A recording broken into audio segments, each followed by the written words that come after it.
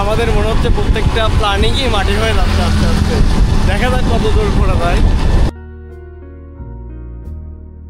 রাজশাহী শহর বাংলাদেশের অত্যন্ত সুন্দর একটি শহর। আজকে এক্সপ্লোর করতে চলেছি বৃষ্টি ভেজা রাজশাহীকে। আজকে আমার সাথে আছে গৌতম হালদার। পাবনা রেল স্টেশন থেকে যাত্রা শুরু করতেছি রাজশাহীর উদ্দেশ্যে। ঘুরে ঘুরে দেখাবো সব কিছু। সবাইকে ভিডিওটি না টেনে দেখার অনুরোধ রইল। ট্রেনে যাচ্ছি আর ভাবতেছি কবি শামসুর রহমানের কবিতা, ট্রেন চলেছে রাত দুপুরে ওই, ট্রেন চলেছে ট্রেনের বাড়ি কই, একটু দেরোই ফের ছুটে যাই, মাঠ পেরোলেই বন, পুলের উপর বাজনা বাজে ঝনঝনা ঝনঝন। বৃষ্টি ভেজা এই সময়টাতে এই কথাগুলো বারবারই মনে পড়তেছে এবং বাস্তবেও তার সাথে মিল দেখতে পাচ্ছি। ট্রেন থেকে মাত্রই নামলাম রাজশাহী রেল স্টেশনে। তো আমরা এখন রাজশাহী ঘুরে ঘুরে আপনাদেরকে দেখাবো।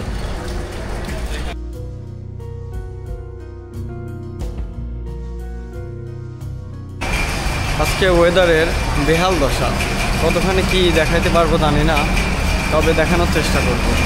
রাজশাহী রেলওয়ে স্টেশনটি উত্তরবঙ্গের মধ্যে সবথেকে সুন্দর রেলওয়ে স্টেশন এবং অনেক বড় স্টেশন। এখান থেকে সব সময় রেল চলাচল থাকে। রেল নেটওয়ার্কে রাজশাহী অনন্য ভূমিকা পালন করে। আপনারা দেখতে পাচ্ছেন ভেতরের অবস্থা, রেলওয়েটা কেমন। বৃষ্টি পড়ছে রাজশাহীর রাস্তায়, চারিদিকে ছড়িয়ে আছে শান্ত এক নীরবতা। রিকশার চাকা ভিজে চলছে আর বাতাসে ভাসছে কাঁচামাটির ঘ্রাণ। এ শহর যেন আজ আরও নরম, আরও আপন। রাস্তায় ভেজা আলোর শহর অদূরভূত আবেশে মোড়ানো। এটাই তো জীবনের আসল। বৃষ্টি ভেজা এক টুকরো রাজশাহী, এ যেন দারুণ এক অনুভূতি। 1772 সালে ব্রিটিশ ইস্ট ইন্ডিয়া কোম্পানির হাত ধরে জন্ম নেয় রাজশাহী শহর। সে থেকে আজও এই শহর দাঁড়িয়ে আছে ইতিহাস, শিক্ষা আর সংস্কৃতির অনন্য সাক্ষী হয়ে। আর আজ এই বৃষ্টি ভেজা সকালে পুরো শহরটা যেন ফিরে গেছে তার শিকড়ে, নীরব, মুগ্ধ আর অভিজাত্যে মোড়ানো। কাঁচা রাস্তার গন্ধে মিশে আছে শত বছরের স্মৃতি। আর এই বৃষ্টি যেন বলে রাজশাহী কখনো শুধুই শহর ছিল না, এটা একটা আবেগের নাম। বাংলাদেশের উত্তর পশ্চিমাঞ্চলে অবস্থিত রাজশাহী, যা পদ্মার তীরে গড়ে ওঠা এক ঐতিহাসিক নগরী। 1772 সালে প্রতিষ্ঠিত এই শহরটি একসময় সিল্ক সিটি নামে পরিচিত ছিল, কারণ এখানকার রেশম ছিল বিখ্যাত। এছাড়া রাজশাহীকে বলা হয় শিক্ষানগরী, কারণ এখানেই আছে রাজশাহী বিশ্ববিদ্যালয়, রাজশাহী কলেজ আর অসংখ্য ঐতিহ্যবাহী শিক্ষা প্রতিষ্ঠান। সামনে কে দেখেন, এটা আসলে আমাদের কপাল যে আমরা ওয়ালিদের মতো একজন বিখ্যাত ব্যক্তির সাথে যাচ্ছি। আসলে সত্যি কথা বলতে গেলে অসাধারণ একটা পরিবেশ চারিদিকে। রাজশাহী যে এত গোছানো একটা শহর, এখানে আসলে এটা নিজের চোখে না দেখলে আপনি দূর থেকে কল্পনা করতে পারবেন না, বা আপনার যে ইমাজিনেশন যেটা করবেন তার থেকেও বেশি কিছু পরিচ্ছন্নতা এখানে দেখতে।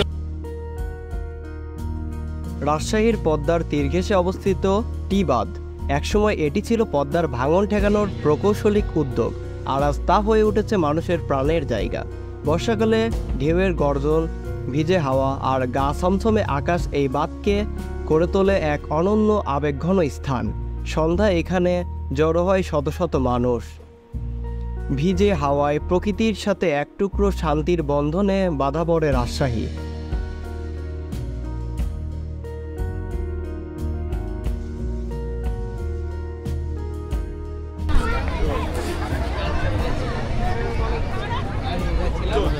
কিন্তু মানে তার এইভাবেই করা যাবে না, তোমার মোটামুটি। রাতের রাজশাহীর রাস্তায় হাঁটছি, চারিপাশে অদ্ভুত এক শান্তি, যেন ইতিহাসের পাতাগুলো নিঃশব্দে উকি দিচ্ছে। এই শহর একদিন ছিল নীল চাষের কেন্দ্র, ছিল ব্রিটিশদের বাণিজ্যিক ঘাঁটি, পরে হয়ে ওঠে শিক্ষা, সংস্কৃতি আর আন্দোলনের শহর। এই নীরব রাস্তাগুলো একদিন হয়তো শুনেছে ভাষা সংগ্রামীদের পা ফেলার শব্দ, আজ শুনছে শুধু রাতের বাতাসে ভেসে থাকা অতীতের শ্বাস।